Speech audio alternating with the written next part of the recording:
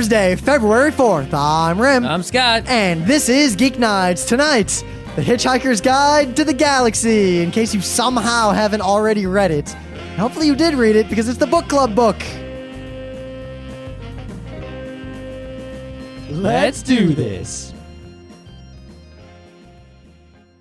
Scott, I'm really impressed. Not 5 seconds before we start recording, you burped and farted simultaneously. That was not a simultaneous barp and fart. There was kind of burp and fart. There was one after the other. There was definitely, in the very least, a sort of crossfade between the two. A crossfade, perhaps, but that could have just been due to the delay of the sound traveling across the room to your ears. As opposed to the speed of light of me seeing it? You didn't see either one. You only heard and perhaps smelled, but the speed of smell is way slower. No, you tend to make very obvious physical movements when you fart. It's kind of like you build up to it a little bit, like you clench your fist just a tiny bit, and you kind of just shoot it right out there, like bam! Well, it builds up very quickly because I have a gaseous problem. I need to go to a doctor. You gotta save He'll probably just say, you have gas, what the hell? See, at least I can save and be mine not up. helpful in any way. Like, if it starts building and I feel it in there, I can wait a while before I let it out. Mine builds up basically from nothing to a whole lot, and basically instantly. You know how often I'll walk into someone else's office and just kind of leave it there and then go somewhere else just because I don't want to deal with it? Like, basically, it builds up as fast as I can inflate a balloon with my lungs. Like, well, that depends on how fast you can inflate a balloon. Very quickly. But I do have to issue a brief retraction from yesterday's show. Or not yesterday's, 2 days ago. Oh, Rim sucks. Yep. So I said that Emily did not know a lot about paranoia, the setting. She had actually not that long ago, because we talk about paranoia more often than you'd think, researched all about the setting because she thought it was cool. Oh, so she didn't research it in preparation to play in a game she knew she was going to play, and she didn't know she was going to play? Or what? She researched it long before the recess. She just knew quite a bit about the system, but she did not grok it, I guess. Well, I have the book, and people, can read the book. I have it. Yeah. We got to get a bunch of copies of just like the red part of that book. Yeah, that's the thing. You got to get the red book. You can't, for the players. Even though it was still weird to play the game at blue. That is very weird. I definitely want to play it for serious, starting at the low. Wait. Play it for serious or play it serious for serious? Serious for serious. Oh, man. Not many people have done that. The dystopian version. No silliness, no soda. It's actually... So basically Logan's Run. Yes, I want to play Logan's Run, for real. So let's just get right into it. It's Thursday. We're lazy. Going skiing this weekend. Do you want to do news and things today, or just want to do the show? I don't know, just jump right into it. It's Thursday. We used to call this the lounge, remember? We kept saying... you called it the lounge. The whole goal was that we won't do a normal show on Thursday. We won't my news is blah. I looked up this thing on Fark 5 minutes before. We failed and I'm lazy, so I got some news. All right. The news I have is that the superb owl is on Sunday. Oh, yeah, the superb owl. Isn't there some kind of website for that? Superb-owl.com. It's on Sunday, February 7th, 2010. Will be Superb Owl 45, 44? Yeah, screw that. Meanwhile, one of my coworkers is going with one of my bosses to the Rangers game tonight. Oh, very nice. Yeah. The Rangers are sort of up and down. They win a whole bunch, they lose. It's 44. I'm proud of New York. I feel like New York City is my home city now. I identify with it. Like, this is my city-state. But I still root for the Red Wings and not the Rangers. The Rangers win a whole bunch and then they lose a whole bunch, and then they win and then they lose, and then so that's how they go. But I picked this weekend. At least to go they don't skiing. have the problem they used to have, which is where they would basically fill the team with a bunch of big names who are all old and past their prime, not win at all, right? And now this year it's not full of old geezers, so.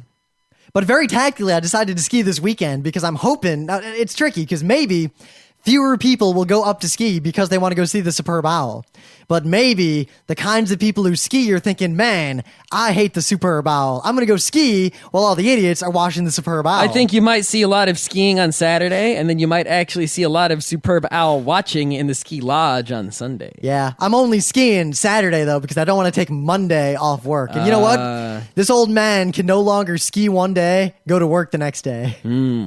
I can't. I wake up the next day and I just don't go. So for all you nerds out there, right, who might end up watching the superb owl and not understanding or caring, allow me to spend a minute to tell you the story of this year's Superb Owl that maybe you will have a slight greater appreciation for it than you otherwise would have. Okay? So from the NFC are the New Orleans Saints. And the reason that the New Orleans Saints are, hyped up is because A, they have shit tons of offense. Like, they get touchdowns like crazy. Because, think of football like a board game. Yes, because of their quarterback, Drew Brees. And that is how you say his name. Really? Drew Brees. Okay.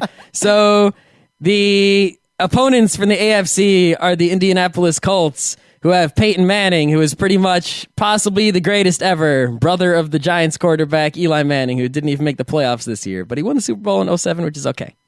And basically, he is the greatest ever. So it's sort of like the greatest ever versus the young punk kids who have crazy offense. And, if you want to add some suspense, right, to this mix, the Indianapolis Colts, one of their very important players, killed the mother of the other coach. Is and injured. Stole the baby. Is injured, right? And at the same time, a lot of people are rooting for New Orleans because there was a hurricane there, so the city is a very sad city. And the football team is pretty much the only thing they have that is not sad. So if they win, it is like a happy, feel-good story. But really, it's kind of bad for me because all the teams that I hated, like the Cowboys and the Vikings and the Eagles and the Jets, they already lost. And the only teams left were the teams that I liked. So it's pretty much like team I like versus team I like. And I'm like, oh, whatever. I don't get you New York sports fans because I see this happen a lot. It's not just you, where there's a lot, you have this whole list of teams you hate. Yep. And anytime there's a game that doesn't involve your team, you're looking at all the other teams like, well, I hate them more than them, so I hope they lose, but I hope one of them gets injured. Yeah, because, there's no other team you like. You only like one team, and then you hate, like, a fistful of teams, and then the rest of the teams are just teams. In hockey, as a Red Wings fan, we have the rivalry. There's only one team at any given moment that we hate. Every other team we are 100% neutral toward. Oh, this is why. The reason for this is because if you look in hockey, really, I only hate maybe a couple hockey teams. Well, the Avalanche, like the Flyers. I hate the Flyers. I'm indifferent to the Flyers. I used to hate the Avalanche because they were the rivals, but then the Devils with their fucking trap became the rivals. And the Islanders, but the Islanders are so shitty. It's like, whatever. I'm a big fan of the Oilers. But if you look at, say, baseball, for instance, right? You're a Mets fan. In the Mets division, right? There, I thought you were going to say in the Mets universe. No. In the Mets division, right, are all the hated teams because those are the teams you play the most, and those are the teams you need to beat to get to the playoffs. If you're a Giants fan, you hate the Eagles, you hate the Cowboys, you hate the Redskins because those are in the same division. You got to kick their asses. It's it's NFC East. So if the team's not in your division, right, who really gives a shit? It's the teams that are in your division. You play them twice a year. Fuck them. Fuck them hard. See, I guess hockey it's a little weirder because divisions matter a lot less in hockey. Well, they still matter a lot in terms of how you get seeded for like the Stanley Cup and all that. Well, no, the only thing that matters for that is East and West. And the thing is, in hockey, if you're in the East, you play each team in the West at most once a year during the regular season. And vice versa. So they still divide them up smaller and smaller. And there are separate divisions, but they hardly matter. But what hurts is that the people the Red Wings play at that level, all pretty, at least while I was a kid, sucked, and it didn't matter. And all that mattered was the Stanley Cup. It was never like, are they going to make it to the finals? It was just, are they going to win the Stanley Cup or not? Are they going to win the Stanley Cup or not? Nope, yep, nope, nope. Meanwhile, the Capitals have won like 12 in a row, and I'm cool with them because their fans have style. Caps fans are good fans. And that's another thing that contributes to whether you hate or don't hate a team, right? Like, for example, Redskins, they're in the same division as the Giants. I don't like them, right? But the Cowboys and the Eagles are hated far more. Why? Because Redskins fans, they're okay people.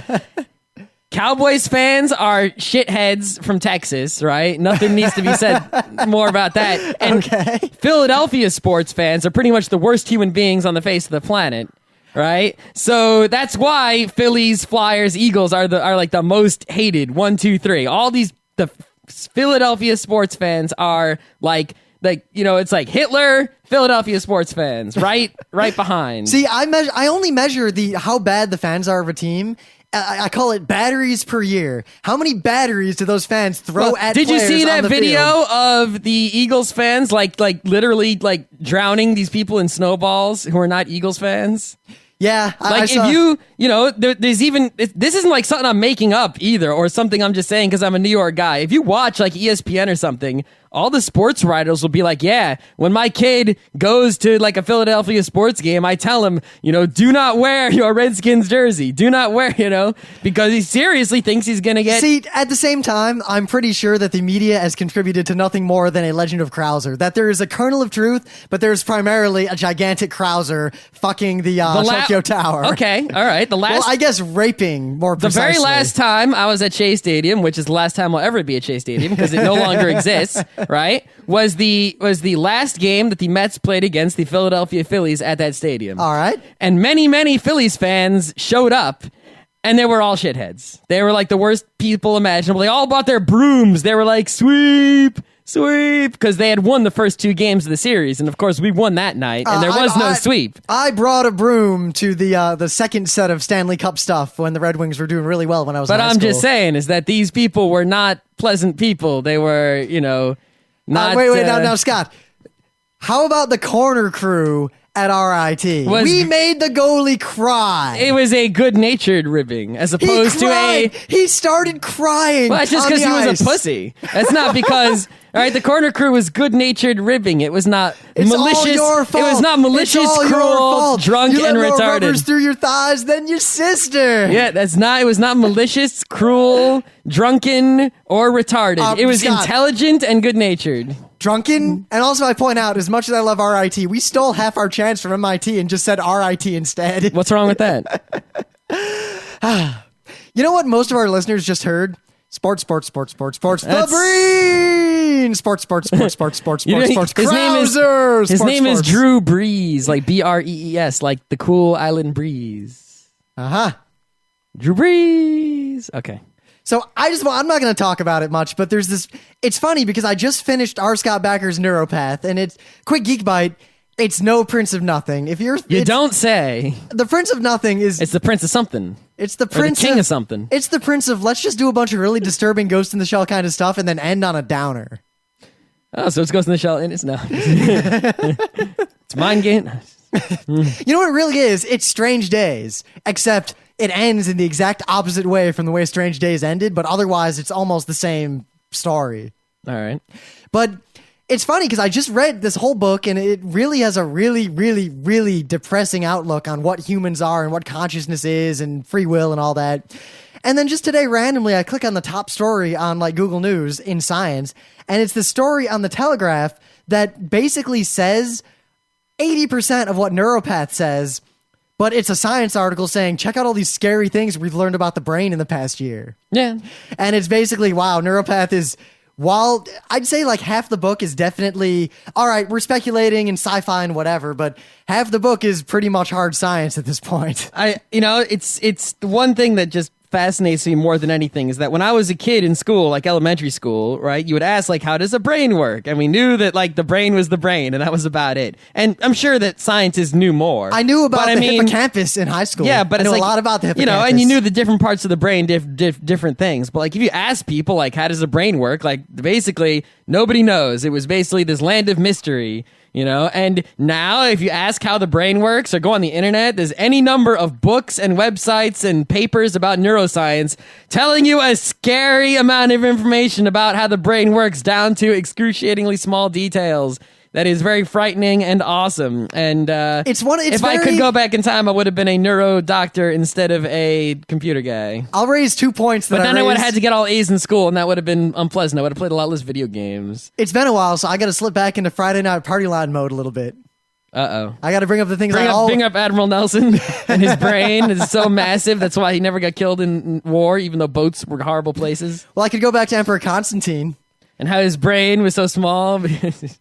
First, I'll go to Cthulhu, and How that's he doesn't have a brain, you just go insane whenever you look at Cthulhu. but how we're getting, the whole idea of the Cthulhu, like that kind of mythos story, is the idea that there is knowledge that is true that you do not know, that upon knowing changes the very fundamental nature of the way you exist, because you cannot forget or Once unknow. you know, you can't unknow. Basically, yes. You've seen it, you can't unsee it. It's Tub Girl. It's Thing the is- neuroscience paper. But And Tub Girl have something in common. the FNPL point I always bring up is the zebra storyteller. Oh, you're a zebra storyteller. That these things would have been disturbing to me at a younger age, but because I watched so much sci-fi that in many ways was worse than what reality is turning out to be, yeah, all right, maybe I don't have free will. That's not nearly as bad as H.P. Lovecraft world. Yeah, I mean, it's funny that you mentioned the Cthulhu, because Cthulhu is the antithesis of the zebra storyteller. No matter how many H.P. Lovecraft stories you read, if Cthulhu shows up, you will go insane and die. It does not matter. And so, However, I point out the people who are zebra storytellered hold out a lot better, or maybe they found out about the yellow sign and hold themselves off for a little while. they're the last to go, the Yeah, cultists. they delay. Yeah, the Well, cultists no. are always the last to go. Yeah, or the first to go, depending on If they want to, or they go in the order they want to go, because they know. Yeah, you pretty much trust Cthulhu. If he eats you first or eats you last, and You have no choice but to trust. I mean, it's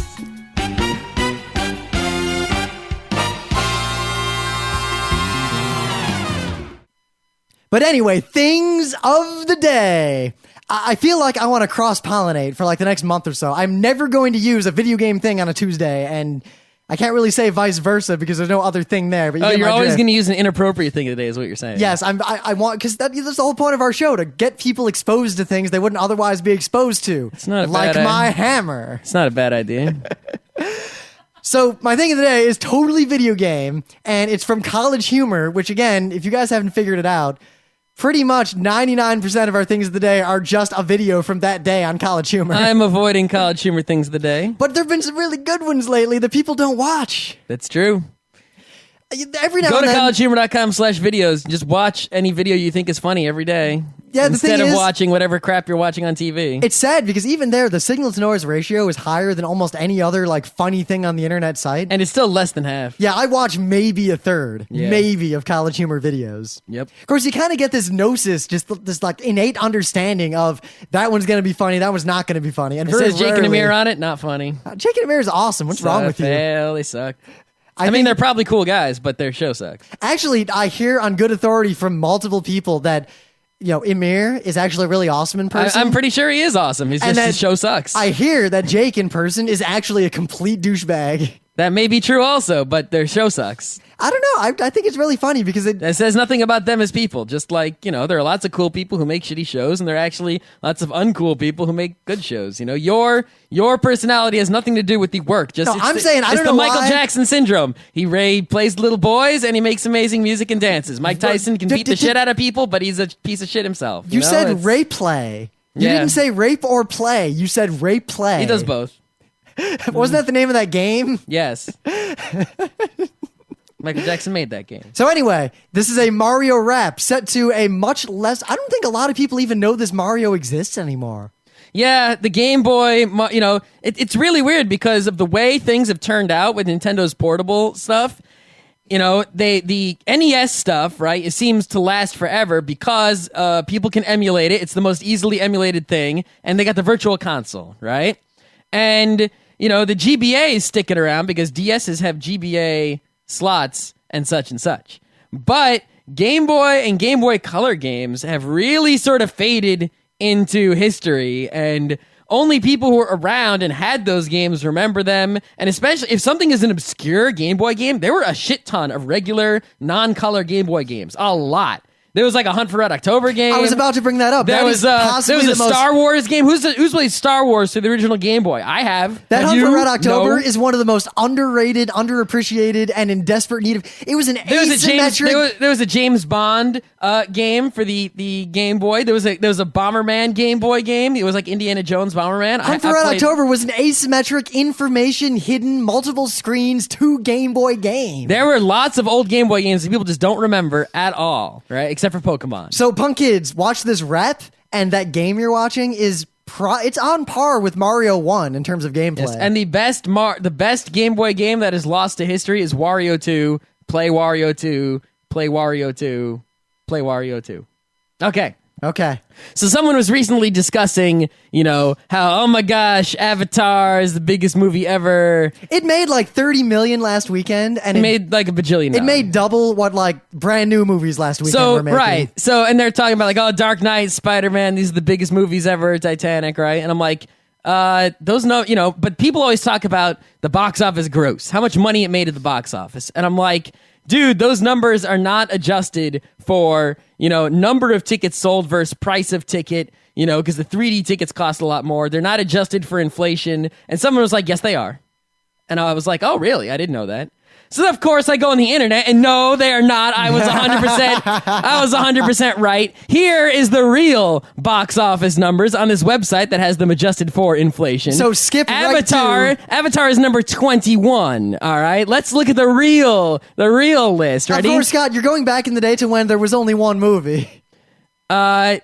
Wait till you hear this list, all right? This list has a wide variety of time periods, okay? You know what's not going to be on there? What? Welcome to Good Burger, home of the Good Burger. I don't know what that is. Okay, you number never saw one. Good Burger? I know it's a restaurant. Number one. No, it's a movie.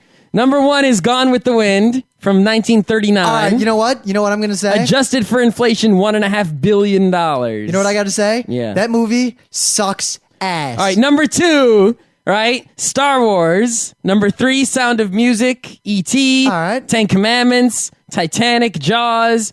Dr. Zhivago from 1965. The Exorcist. Yup. Snow White. 101 Dalmatians. Empire Strikes Back, which comes after 101 Dalmatians. I just want to point this out.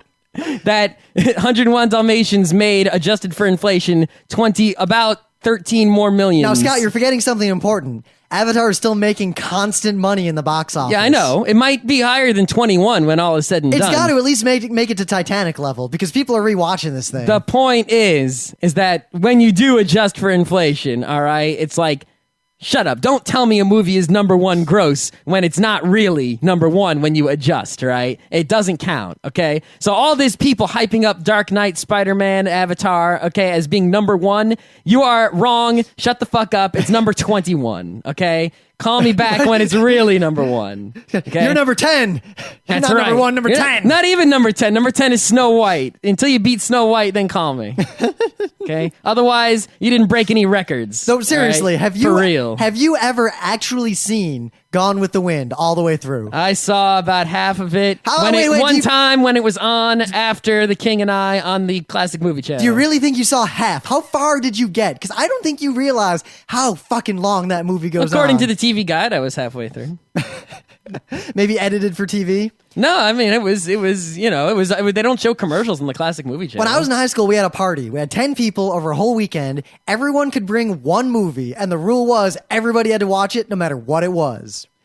I would have brought... one guy brought Debbie Does Dallas. That was great. horrifying. Yeah, okay. I brought Dominion Tank Police. Okay, that was it's not a movie. Thing. That's multiple episodes. So you only have to watch one episode, then we can turn it off. But we did that. Everyone really liked it. You know what the third movie was? Gone with the Wind. Everyone went home about halfway through. That was the end of the party. Yeah, I would have brought... I hate that movie so much. I would have brought Hard Rock Zombies. I don't know if I could ever watch that again. Or perhaps like Ichi the Killer or something along those lines. Ebola, one of the... I would have brought something like that. The kind of thing that no one will ever watch. If they're Odin. I believe you mean Odin. No, maybe I'd go light. I would bring, Odin Starlight Mutiny instead of bringing Odin Photon Space Sailor Starlight. So I believe, so we don't forget, we should at least do the meta musel. Do we have any meta at all besides conventions? PAX East will be there. We're doing 4 or 5 panels plus other stuff. Anime Boston will be there. We're doing between 4 and 7 panels. Nexus will probably be there. I don't know doing any panels. No, but we might. I'm going to try to get in as press. Mocha will be there one day, walking around, looking at comics, buying comics, walking around, looking around, spending money. Yep. You know what? This is bad. The last Mocha, I very consciously chose not to buy many things because I didn't want to carry them around in the city the rest of the day. Now I'm done. I'm just going to walk into every booth and be like... The thing is, after the first year at Mocha, I decided that every year after, I would just buy anything that was even slightly... And And the thing is, I've never actually done that. I'm gonna go this year like totally uninhibited. Just buy. I'm actually gonna buy anything that's quality. I feel like I should just go to every booth that looks cool and be like, here's $100. Give me whatever you think that's worth. I haven't even read all the comics I've got from the last Mocha. Yeah, we've got I guess a new book club, but this is a book club episode. So crap! So I guess I have to pick the book. Are we going to decide on a different method for picking, or are you going to pick? I don't know. Let's decide at the end. Okay. All right. Yeah, that's it. Okay. So the Hitchhiker's Guide. You know what I did not know? What? That book was published in the 70s. I knew that. I kind of assumed it was from the 80s when I was a kid. I just didn't know. I never cared. I didn't think about it. The first thing I want to say about the book is, at least in my edition of it, there was a foreword. By Neil Gaiman? I think it was by Neil Gaiman. It has to be. It was by, all right, but regardless of who it was by, it pretty much explains, like, radio show came first, TV series this, movie that, was based on this is the order they came out in, we know that they weren't the same, we don't care, that, the differences were on purpose, yada, yada, yada, and... you can read that forward for yourself somewhere, but the point is, I thought that was really good because you don't often get that open, no holding back explanation of adaptations and what order they came in, and did the actual creator care about the differences, and or were they happy with them? And the fact that they actually give you that, at least in the edition I had, was very nice. I liked it a lot, and it actually sort of helped me, understand the book better. And like, okay, I know there was a radio show, and this is just a book of the radio show with changes made because it's not a radio show. See, now that's another interesting point. I was exposed to the radio show as a kid way before I read the book. And when I finally was like, there's a book, I'll read it. And the whole time I thought, wow, it's cool to read the original. And I did not know because you always think that a book is the original. Yeah. I did not know until very recently that the radio drama actually did come first. Yeah. It's even weirder now, like with animes and mangas, because you have those ones that are based on a light novel, but then there's people coming out with like Full Metal Alchemist, the novel. But there's no way that was first. The manga was first. So you have it's very difficult to tell what was first without looking in the front like flap of every freaking thing you read. Or just going to Anime News Network and being like, what came first? Yeah, even so, it's tricky. It's tricky. Plus, you can usually tell if it's like I have a Sailor Moon manga that I picked up somewhere at a con, and then I have a Sailor Moon novel. And the Sailor Moon novel is written by Cat's friend. Yes, it was. And I'm pretty sure the comic was based on the novel, which was itself based on the cartoon, which was itself based on the manga. And none of them are really in any way similar to each other. Mm-hmm. Okay, so anyway, Hitchhiker's Guide. Well, first thing I have to say about it is that it was very short. Like, it literally took me 2 nights to read, but that's only because I barely read each night. If I would have actually kept reading, it takes almost no time to read. Well, when I picked it up to read again, I had this old collection of, like, the 5 books, and I'd only ever read a few of them, so I just had this book, like, beat up laying around. And I didn't realize until I finished it how short it was. Well, that's the reason that I picked it in the first place, is because I'm like, okay, people don't read. We need to get people to read. Let's, do the build-up strategy like you do when you're trying to quit smoking with the, Nicorette. You build down. I'm like, well, build up. Read this freaking tiny-ass book, and next time we'll read a slightly larger book and a slightly larger book until you can read a big book, like a grown-up. I get this feeling that most of the listeners are not reading any books we tell them to. They're just, if they've already read the book we talk about, they look forward to the book club shows. They Someone can listen to did, it. Some people did say they were rereading the book. The thing is, it almost every time in my life until now, when I've reread a book, I got something I didn't get before, or like I got some. Are you kidding me? Experience. I just rewatched Macross, which I'll talk about in another episode, but it was like 10 times the power of when I rewatched Ava. Yep, but even Ava, we rewatched Ava, and it was like a whole new thing. Like, oh right, this is game changing. Right, I forgot. But reading Hitchhiker's Guide, it was like, yep, this is exactly how I remember it. This is everything I remembered it to be. See, the thing is, I basically didn't remember, but when I forgot some details, like minor stuff, but I realized, like, the only revelation I had was completely meta. That in geek and nerd culture, like, I know how ubiquitous the Hitchhiker's Guide is. Like, everyone knows of it in some capacity, but I thought and reflected on just how amazingly frequently it is referenced, to a degree that you don't even notice when it's referenced because it's referenced so often by everybody. Yep. I mean, like, even way back, like, every time I do something in a database, like in a development environment, if I make a user, he's been called Forward Prefect my whole life. And I continue to do that. There's a Forward Prefect user in, like, everything I do at my current job. Yep. Well, That's the only insight I had beyond what I had as a kid, that I didn't realize quite the scope of how frequently it is referenced in every nerd and geek media there is. yeah. I mean, the one thing that really stood out to me in reading it is that, I mean, it's supposed to be primarily a comedy, right? You know, it's supposed to be funny. That's what it's all about. It's all about being hilarious. I mean, on the front cover is this green planet with his tongue hanging out, and he's like thumbing his, nose at you or whatever. It's supposed to be a comedy. It's like, ta-da, here is comedy for you.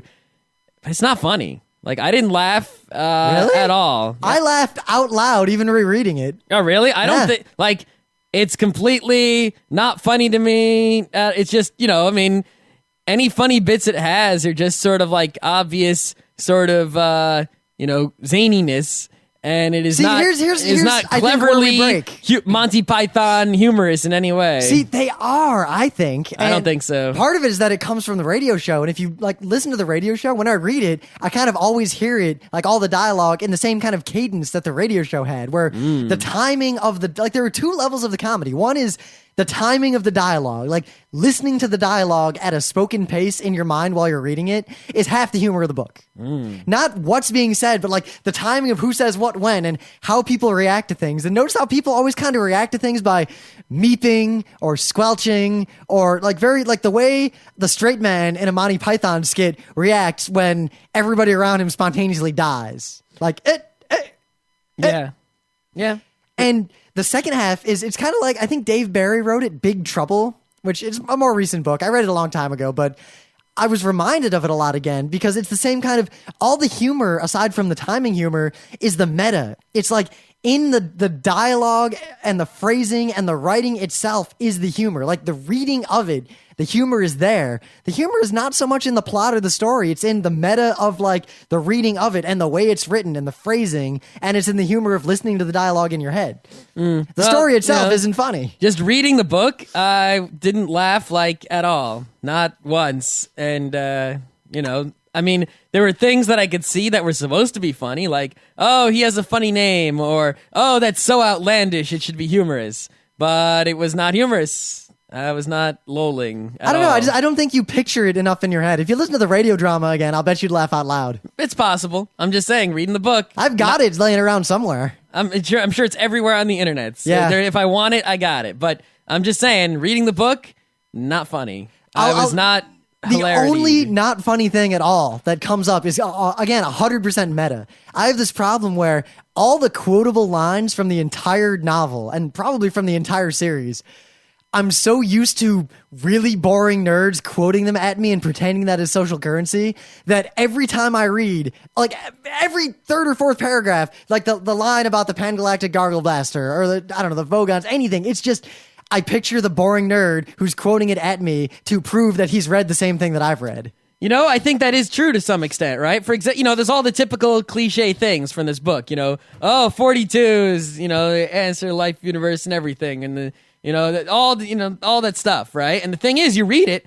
and it's like they basically, all the things are lined up one after the other. Like, there's that one. There's that one. In a way, it's There's a that lot one. like rewatching a Monty Python movie. I mean, you know the whole thing by heart already. It's just every memorable line, one by one, in a row. But Holy Grail is still funny every time. Just because it's been a long time. I don't know. But basically, it's like, they show up, and it's like, there's that one. I'm sure that if I had read this cold, I didn't know it already, that it might be Well, hilarious. there was a time when you did that. Was it hilarious when you were a kid? I don't remember. Really? I remember as a that kid, I read like all of the ones in Future King, but if you quiz me out on Arthurian legend, I know I didn't even know that Excalibur and the Sword and the Stone weren't the same sword. Scott, all right, Scott. Question one: who was Arthur? The king. What was he the king of? England. Oh no, Albion. Albion. Are you sure? Albion. I'm not even gonna. Okay. I was going somewhere else with that, but you kind of just went right off the track. But it's got it. I don't know. The humor is really in the fact. Britons. That's Monty Python. Anyway, That's right. I think we're done. See, I'm funnier than this book. The book is funny though. I think the next book club should be listen to the radio drama. No. It has to All be right, a fine. reading. The Radio Club is now. Listen to the radio drama of The Hitchhiker's Guide to the Galaxy. If you have to do a radio club, you do The Shadow first. The Shadow's good, but it's also really, really, really cheesy and corny. What's wrong with you? Have you listened to The Shadow in recent memory? Yeah. Do you remember the one with the volcano? No. The magnetic volcano that was pulling airplanes out of the sky? No. I have that on vinyl. Oh, man. It's I love The Shadow, Scott, but I'm going to say straight up, The Shadow is the oral equivalent of "I'll hit you now, you little guy."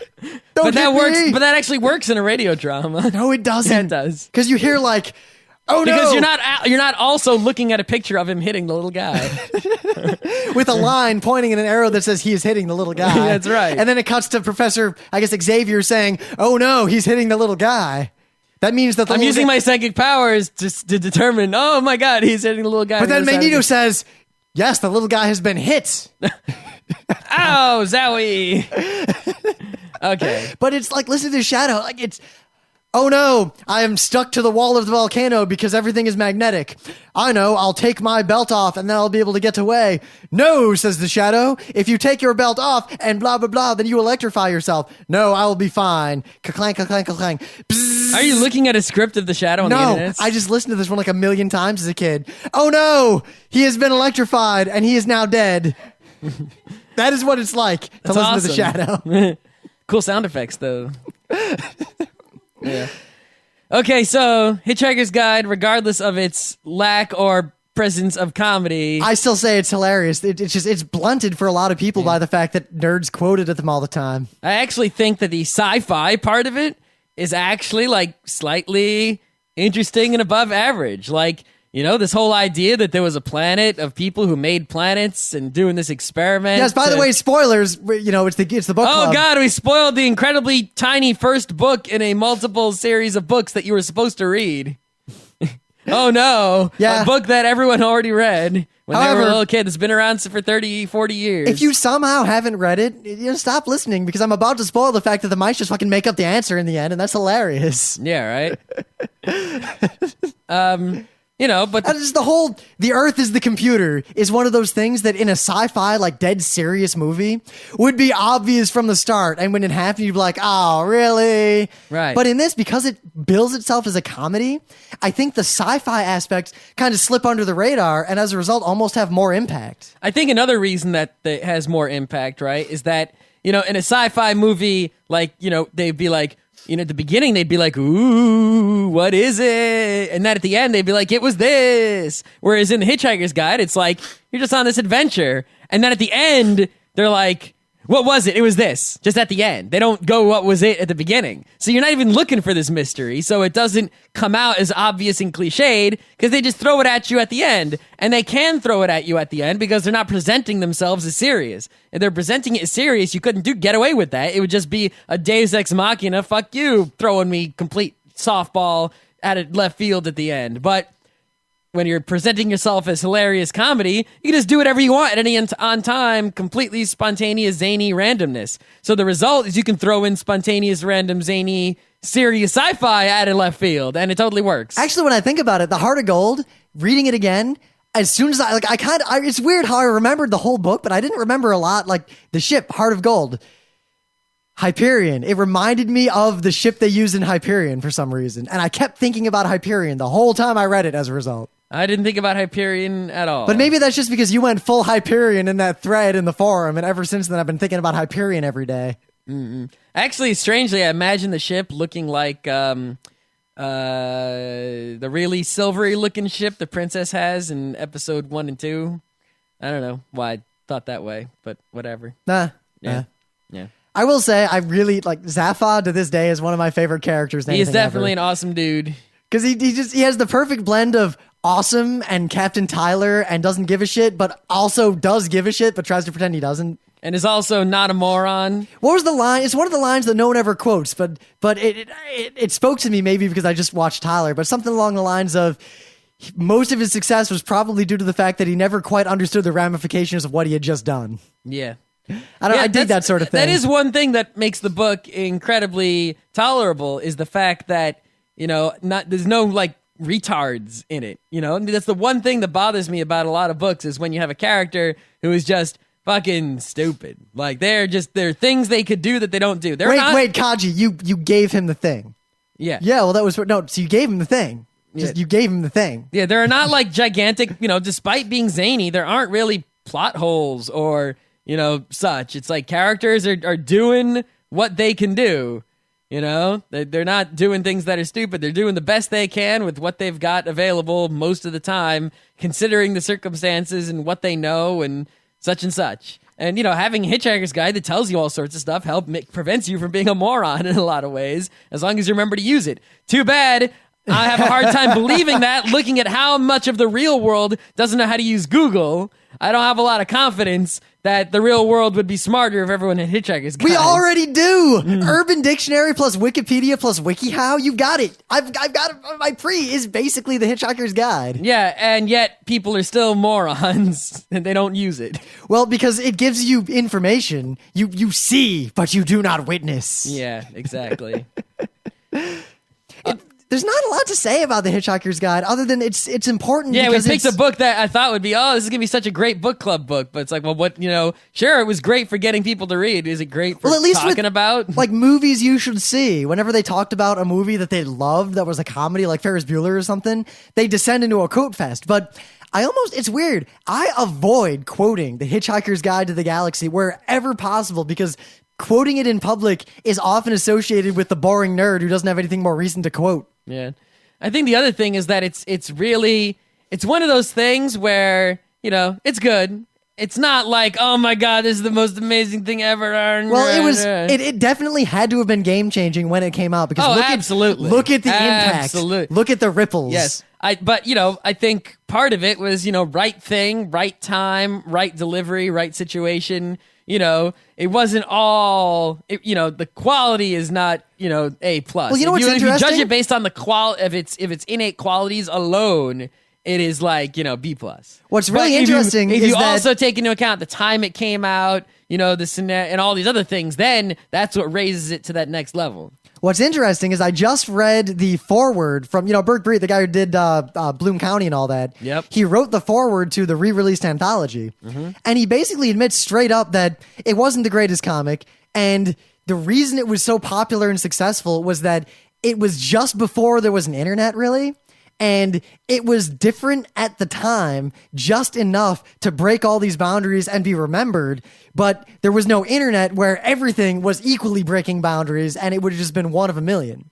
That's true. And that he says straight up, I was only a success because I just happened to do the right thing at the right time just before the internet made what I was doing the norm as opposed to the exception. And I think that something is absolutely true. And I think that when something becomes sort of, beloved and remembered and revered the way that Douglas Adams and the Hitchhiker's Guide is, it is very difficult to disparage in any way. People will be like, oh no, it's so beloved, it's the best ever. The thing is, I have nothing bad to say about it. There's nothing bad to say about it. It's just that it's the same as Monty Python. I think if you judged it based on its merit alone as a book, the book only, only the book's merits on its own, that's it.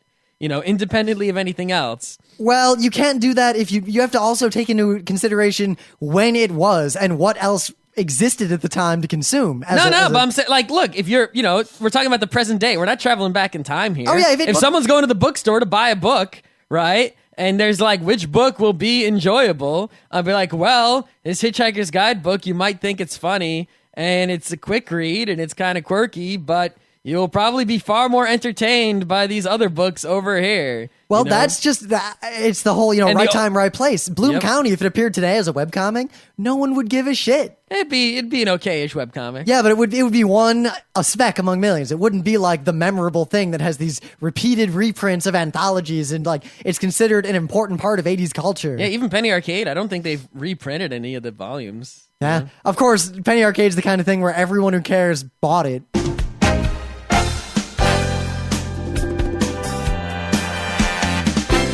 This has been Geek Nights with Rim and Scott. Special thanks to DJ Pretzel for the opening music, Kat Lee for web design, and Brando K for the logos. Be sure to visit our website at frontrowcrew.com for show notes, discussion, news, and more. Remember, Geek Nights is not one, but 4 different shows. Sci-Tech Mondays, Gaming Tuesdays, Anime Comic Wednesdays, and Indiscriminate Thursdays. Geek Nights is distributed under a Creative Commons Attribution 3.0 license. Geek Nights is recorded live with no studio and no audience. But unlike those other late shows, it's actually recorded at night.